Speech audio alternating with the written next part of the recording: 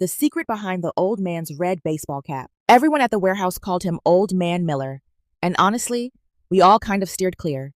He was quiet, a bit stiff, and he always wore this beat up, bright red baseball cap, even though it clearly violated the uniform code. Management let it slide, and we just figured he was some stubborn guy stuck in his ways. Then came the Tuesday.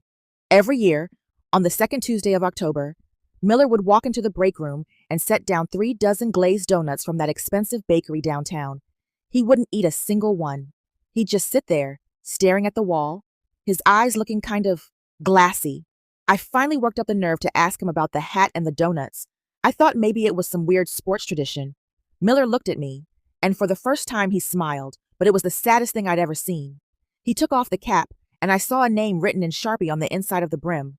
Leo. He told me, 10 years ago, his grandson Leo was fighting a battle no 7-year-old should ever face. Leo loved baseball, but he was too sick to play. So Miller promised he'd wear Leo's favorite hat every single day until he got better. On their last Tuesday together, Leo asked for a glazed donut. He couldn't finish it, but he told his grandpa that it was the best day ever. Miller didn't have the money for the funeral back then. He was working 3 jobs, barely sleeping, just trying to keep the lights on. One day, he showed up to his shift and found an envelope in his locker. The guys at the warehouse, guys who barely knew his first name, had chipped in thousands of dollars. They covered everything, so Miller could just be a grandpa in those final hours.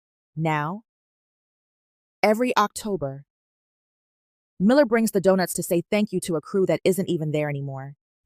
He put the hat back on, adjusted the brim, and whispered, "I'm just keeping a promise, kid."